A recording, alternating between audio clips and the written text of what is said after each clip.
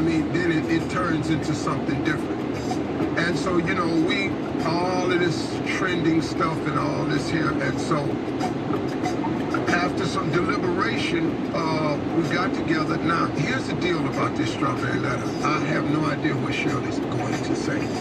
I told Shirley that it was up to her how she wanted to address it.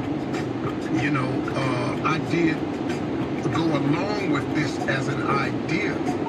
I'm not saying I didn't do that, because we talked about it as a radio family and decided this may be the best way. You know, because it's no longer rumor. It's not gossip or anything. You know, this is something I think is up to you to be as honest or revealing as you choose to be. You know, we can talk about as much of it as you like. But I think it's an opportunity for you to say what you want to say and share your feelings on it, and then we'll have an exchange about it. All right, Steve, I'm going to just start by saying that my estranged husband is in jail. He's been in jail for over a year, since about right after the 4th of July of 2022. And recently, some phone calls from last year between he and I were leaked. And on those calls, you hear me saying you were winded going up the stairs at your home, and Marjorie looks at us as the help. And right here and now, I want to apologize to you and Marjorie for what I said. As much as I wish I could, I can't take it back. I can't. I said it, and I want to apologize. It was definitely not me trying to add to what you and Marjorie already have going on in your lives right now. But the fact that these tapes were released, it does seem like everyone is coming to you, coming for you, I should say, at this time, including me. But in reality, the tapes have nothing to do with what you and Marjorie have going on. It was just me running my mouth in a private conversation, or what I thought was a private conversation. And again, I apologize. I feel terrible. I make no excuses. You know, I said what I said, and there's no denying it. There's no taking it back. Back then, when the phone calls happened, I was trying to stand by my man, be supportive wife, you know. I've been married to this man for 8 years. I had no idea that all this was going on with him. I had no idea. And the charges that he's facing are horrific. They are really bad. I for sure did not want your name mentioned in any kind of way associated with my mess. So I had to call you. I had to tell you. It was a hard call for me to make. But I called you. And I want to clear something up, Steve. You did not introduce me to him. I met him through a friend. I should say an ex-friend now. Anyway, so back to what I was saying. I had to tell you, he was in jail. It was going to come out. I didn't want you to hear it from anyone else. I wanted you to hear it from me, because I knew once the police and everyone, got involved, and they were already involved, and they found out who his wife was and who she worked with and all of that, and that's you, Steve Harvey, it would become, a real big story, because it's your name. And like I told you, Steve, when I called you, I didn't want to call you. I mean, I was embarrassed. I was hurt. I felt so stupid, and, I felt betrayed, humiliated, it was just terrible. I mean, I kept saying to myself, how is this my life? Police and jail and all of this. It was just something that I didn't, I'd never experienced anything like this. The police came, they took my car. I was at the salon getting my hair done. They rolled up, took my car. I had to have my stylist take me home. I had to move in with friends. I lost my house. I lost everything. Oh, and I have to tell you this too. Like on the day, July 4th, we were having dinner with friends, and we were going to watch the fireworks after that. And so the fireworks didn't happen that night because it was like a terrible, terrible storm. So the fireworks got canceled. And when I look back, I see now that that was kind of a metaphor for what was about to happen in my life. The thunderstorms were coming. They were coming. The next day was the last time I saw him. He was arrested the very, very next day. I didn't even know he was arrested. I couldn't get in touch with him later that day. Well, I'll tell you the rest later, how I got the phone call from jail and all of that. But we'll be back at 23 minutes after the hour with this live strawberry letter. About how she discovered the actions of her husband, the date that she discovered it. She's apologized for the things that were said about myself and Marjorie in the letter. I'm not responding right now. I'm allowing her to tell her story. I think it's important that a person tells their side of it, because like I said earlier, this is no longer hearsay. This is not gossip or rumor. This is real life. So, Shirley, you can continue. All right. So I was telling you how I found out that he was in jail. I got a call from the jail, and, I didn't answer it because I'm like, who would be calling me from jail? I looked at my phone like, jail? Where'd this call? It just didn't compute. So I just ignored it. But he got word to me through one of his friends. They texted me that he was at Fulton County Jail. So the next time he called, I picked up, and that was him that had called earlier from jail. And, he told me what happened. I thought he would be getting out in a couple of days because that's what he told me. But of course, here we are a year later. Those days turned into weeks. The weeks turned into months. And like I said, this is just on and on. Every day it's just something. And my life has just been a nightmare ever since. And it's still going on, Steve. I mean, I had no idea that those tapes would be released to the world.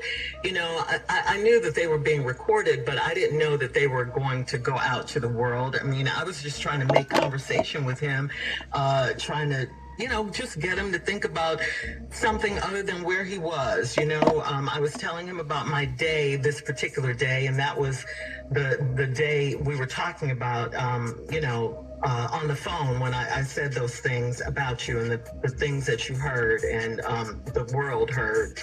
And cut to today, I haven't spoken to him in quite some time. Divorce proceedings are underway. And Steve, at this point, all I could say is what I have is my faith. If it wasn't for God, I probably would have, lost my mind or something in this instance.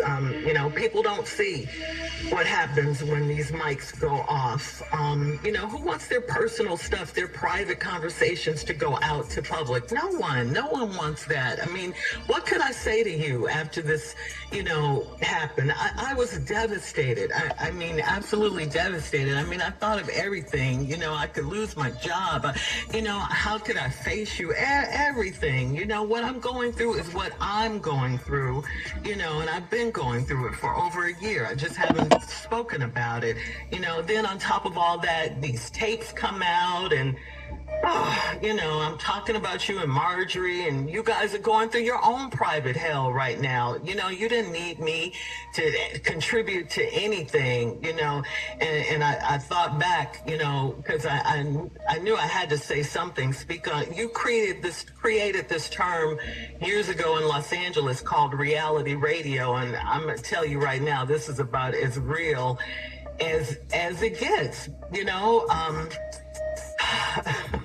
And the reason I'm here before you now, I wanted to say it live on the radio, is because your name is in it. We've been friends for a long time, Steve, and these jail calls were made public, and I wanted to give you and Marjorie a public apology and to ask for your forgiveness publicly.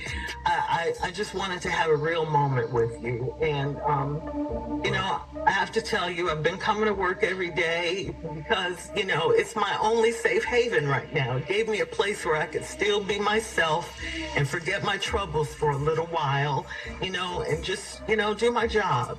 You know, I want to thank you guys. I want to thank you, of course, Steve, Tommy, Junior, and of course my girl Carla, you know, for the space and the grace that you guys have shown me. You know, this is a very difficult time in my life, if you can imagine. You know, I love you guys. We're family, and I thank you. And I just want to thank everyone. I'm just trying to live. I'm sorry for what you and your wife are going through right now in your life, and I hate your names were dragged into my drama because you certainly don't deserve it. That's it. Well, Shirley, let me say this. First of all, what's happening to me and Marjorie, I'm going to address that. But let me say this, though. The devil is busy. The devil is busy. And the devil don't come for those he got. He sends those that he has. So now, with all that's going on around us right now, what I do understand, though, see, this jailhouse conversation you had was last year in October 2022. But the devil know how to pile on at the right time. So this tape that was made in October 2022 gets released right on the heels of all of this to just pile on some more. And I guess you say, you know, it was recorded because, you know, when everybody get that phone call, who ain't had that phone call? Fulton County, we please know yourself phone call. This phone call is being recorded. We come back, we'll address some more. But this strawberry letter look like it's about to be the 9 o'clock hour. So we'll be back with more of the Steve Harvey Morning Show right after this. You're listening to We open up the floor for Shirley to tell her story, whatever she wanted to do. We didn't rehearse this. We didn't plan this. Shirley came out and apologized for the things that were said about myself and my wife. But I also realize, and I know, the timing of all this is important because this conversation she had with her estranged husband was in October of 2022. The tapes got released right now. So, and then when you can throw my name on anything, because you look at all these stories, my name headlines the stuff. And so Shirley, when it came out, she called right away, apologized and everything. And so I understand that. And Shirley didn't want her mess to become our mess. Let me say this to you, Shirley. We have known about this right after it happened. But we can't get in nobody's marriage and just go, girl, what you doing? What you thinking? What you feeling? We didn't want to say nothing. Right. They didn't want to say nothing. We didn't want to talk because about it. We didn't want to talk about it, and we wanted to create for you a space where you could come to work and have some moments, because I know what it's like. And you did. To get beaten and eaten alive. And so it became, for us, let's just be there for her. And when you want to tell us, you will tell us. Yeah. When you're ready. Now, good thing you had Monica, Mississippi Monica, who has been with you this whole ride. You did confide in her. Mm-hmm. So Monica would keep us posted, but until you wanted to invite us in, we were just left over here as a support system. And so we were just, yes. I'm sorry, I didn't mean to interrupt you, but can I just say this? I look at you guys as my family. You know, we all are family. You know, a lot of times there was a time when we saw each other more than we saw our actual families. And, you know, it was just so hard for me I'm a private person, you know, but we all have our stuff. We talk afterwards. We're friends. We're all that. It was just hard for me to bring this particular thing up. I was just so embarrassed, you know, and humiliated. And I just felt like a fool. I felt so stupid. And, you know, I couldn't. It's not that I didn't want to talk about it. I just couldn't find the words. And that's the honest to God's truth. I just couldn't come to you guys. You know, if you had come to me, I would have opened up. But You know, I understand, but I couldn't. It was too much. It was just too much for me at that time, you know? Okay. Shirley, we get it. Hang on. This strawberry letter's been extended. This is important, y'all. We'll be back with more of the Steve Harvey Morning Show right after this. You're Dress bloggers. right. And we don't give it no room or Steve. No life. No, nothing. Because we know who we are and we know whose we are. And so we don't address bloggers. When this came out, it's a little bit different because it's not gossip, rumor, or malicious lie. It came from the inside circle. Because we're inside circle. We're family. And so when it came out, you know, Majorie is on baby watch right now. We got another grandchild coming, and the baby's due any minute, so Marjorie's over there on baby watch. She's just doing grandmama duties. And Majorie don't really get into all this right here. And so I didn't really, you know, look, I'm so used to getting beat up, but I didn't know how Majorie was feeling about everything that's out there. Because these bottom feeders are just beating my wife up. And even though we've made a conscious effort and we said we're not going to address it, I'm tired of it. And so when this came out, this how the devil work. I'm going to pile it on. I'm going to go get somebody that worked for me. Because one more time, God don't come, the devil don't come for those he got. He sends the ones he has. So now I'm gonna get me a government employee that needs some money, that work at Fulton County. I'm gonna get a hold of him. I'm gonna release these tapes. I'm gonna get him to need a little bit of money. I'm gonna give it to this female blogger, and she gonna get a little bit of money. And now I'm gonna soak him. But the timing of it was ugly because of everything else that's going on right now. And it made it look like Shirley was piling on. Mm-hmm. And that wasn't her intent, but it happened. Like I say, I understand. The part I'm coming with now is because it's been so ugly for my wife, man. And see, this is what I've never done before. It's been so ugly for my wife. And I've stood there trying not to say nothing, but I'm not a blog. Me, Shirley, Carla, Tommy, Mississippi Jr., we ain't a blog. We're a real media platform.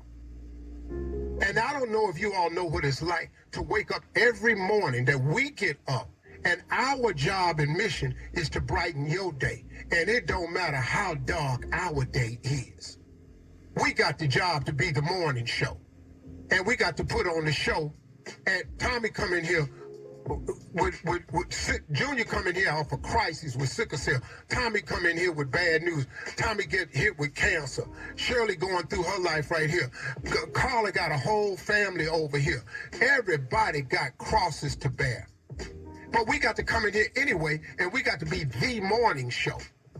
In spite of what's happening in our life, when it ain't funny or fun or inspirational or motivational or informative at all, we just in here trying to make it.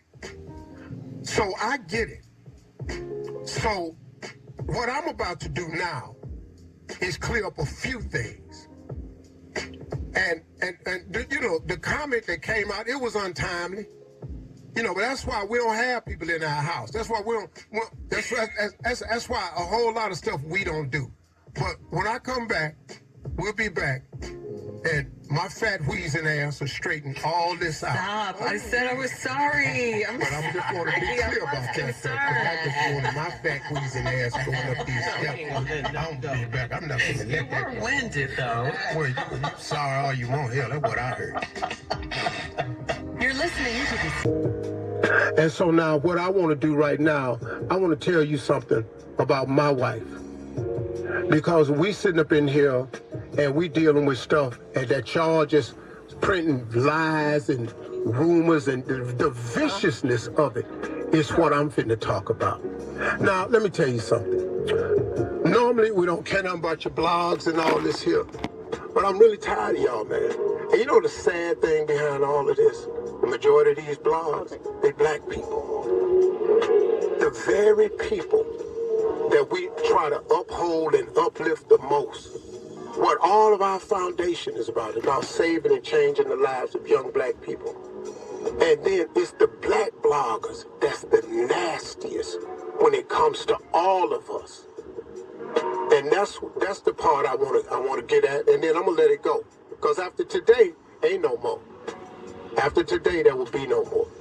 So when we come back, we'll be more of the Steve Harvey Morning Show. I'm so sick of this strawberry letter. We'll be right back. Everything you say in reverse. Well, you're doing it anyway. And y'all there just lying about my girl. And you're tearing away at her character. And I don't like what you're doing to her.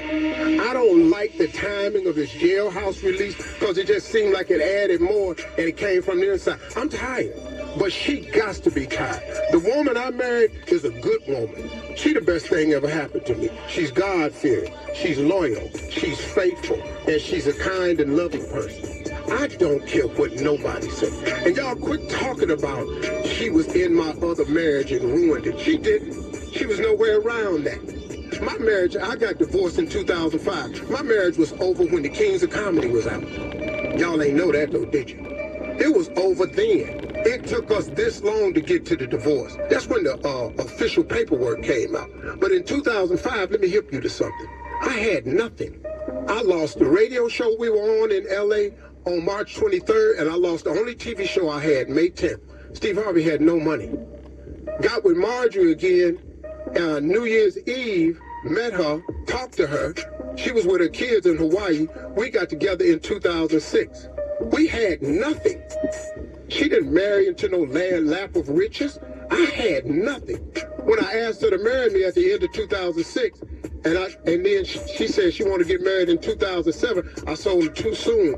I got to get some stuff together. She said, what? I said, baby, I ain't really got nothing. I'm trying to build. She said, I'm going to get in there and build with you. We got married in 2007. Do you know what I was doing in 2007? Nothing. We had 4 stations in 2005. 4. We built this. All of us built this. We had 4 stations. We turned this into something. But that woman got down in that foxhole with me and turned this into something. In 2007, we got married. In 2008, we found out that somebody had stolen 7 years of my tax returns. I ain't gonna mention no name. And we owed the government $22 million and we in debt. But then guess what? She stayed with me in that. Then guess what? In 2009, I got Family Feud. In 2009, the book came out. In 2012, the talk show came out. I'm telling you, this woman got in the hole and built this with me. She didn't steal nothing. And I'm tired of y'all talking about my girl.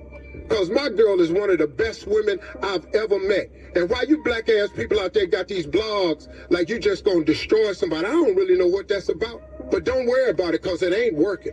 Because all we are now, we are a tighter two-handed circle. Thank you for doing that. And you're not going to split us up. And we're not going nowhere. And she is none of what you said she is. And she the best chick I know. Now, I'm defending her. And you can feel how you want to feel about that. That's the God in me. But now, just let me give you one piece of Steve Harvey. If I see your ass, we'll be back with more of the Steve Harvey Morning Show right after this. All make mistakes. Shirley, we all make mistakes. And you have to keep asking God to guide your steps. Mm-hmm. Do you know what I'm saying? For sure. Yeah. Can I say this? Yeah, man. We family and we got family members. There's not a moment that I ain't got on Steve's nerves and he ain't said, and he in a private conversation with somebody else, you know what, Tommy got on my damn nerve today. It's not like we haven't said things that we just say, you know what, the Junior got on my damn nerve. I'm sick of Junior ass. I said that to somebody. I've said the same thing, Tom. You know what I'm saying? This morning before I came to work, actually. Tommy getting on your nerves. You said it before you opened the mic. All these damn pictures he's sending, Lord. Ooh. Another fish. You know, man, Carla's right. Tommy's right. Nobody wants their private thoughts brought. Come on, man. Nobody. Do you know what would happen if any of us had our private thoughts and private conversation aired? Lord, yeah, I do. We wouldn't have no damn. We wouldn't have a morning show. Y'all show wouldn't have a job out there. I just think that everybody we don't live in a world that's forgiving anymore. Not at all. We don't live in a kind world anymore. We live in a fallen world. But we do have a lot of huge fans on this show. And we do understand that there's a lot of people who love us. The problem, and I've said it 100 times, is hate is louder than love. But love is stronger. And we all gonna have to learn that lesson. And as much as I want to get out there and change things, and as much as I wish people would stand up and back me more, that ain't the world we live in. We live in a social media climate, and everybody's idea is to tear somebody down to get clicks.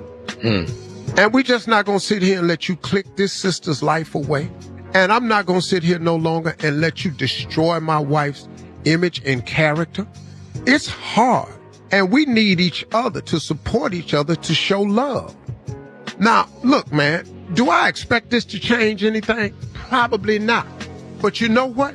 At least it feel good to say your piece. Sometimes, man, you just want to be able to say your side of it. Tell your damn story, your truth. Now, are they going to twist it? Yes. Are they going to try to flip it and use it against you? Yes. But I got news for you. Isaiah 54:17 is real. It's the word of God. And I don't care what you do. What God got for me, what God got for you, what God got for Shirley, there ain't nothing you can do about it. What God got for Carla, what God got for Junior, for Tommy, for Monica, there's nothing you can do about it. No weapon formed against me shall prosper. You know what's really crazy, man? Do you know really how YouTube and all this stuff works? Do you know how many tens of thousands of clicks you have to get to make 3 to 5 cents? Do you know how many millions of views you got to have to make thousands of dollars? But here what happened. When y'all jump on that danger tear 'em down trail and you post your video, what y'all do to each other is y'all cannibalize each other. So if y'all would just leave that one video, everybody would have to go there to see it. And that person could profit.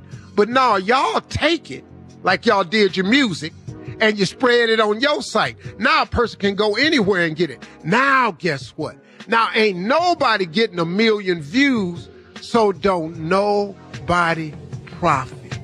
No weapon formed against me shall prosper.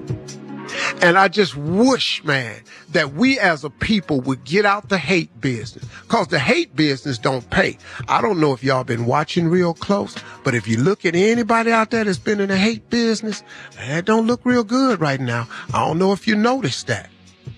Listen, y'all, there's a motivational speaker named George White, and this dude, he released something that has kept me.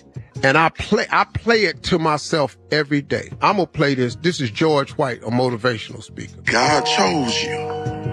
So you're going to have to fight more. You're going to have to do more. You're going to have to overcome more. But you're going to receive more. You're going to receive more. You who your bloodline been waiting for. And God chose you because he know he can trust you. He know he can trust you. He know you will keep faith when things go bad. He know that you won't retaliate when people do evil against you. He know that you won't be conformed to this world, but you'll be transformed by the renewing of your mind. By the renewing of your mind, because you chosen. Big dog. That's the God I serve. That's the God we serve. Shirley, you're our girl. You're our family. All is forgiven. We come into work. Tommy. One more thing real important, Shirley. Yes. At least you don't have to cook no more. You know? That's you know what I'm saying? Everything she said. That's what you know what I'm saying, Shirley? I mean, you ain't got to cook no more, Shirley. Shirley. Look at the bright side. There's a silver lining. Put the pots of pans up, Shirley. Well, I just want to say, thank you guys for letting me finally get that out. I've been holding it in for quite some time. Yes, you have. Thank you guys. That's all I can say. And Steve, to you, thank you, of course, for not firing me. This ain't worth losing no job over. I had way worse stuff happen to me. But you know it did. I just found out my fat wheezing ass had to just do some cardio. That's all. Oh, I'm already got that. Hey, you forgot. That's an old ass tape. You ain't seen me. I'm so fly right now. All right, y'all. Hey, man, y'all keep talking to God. We love you.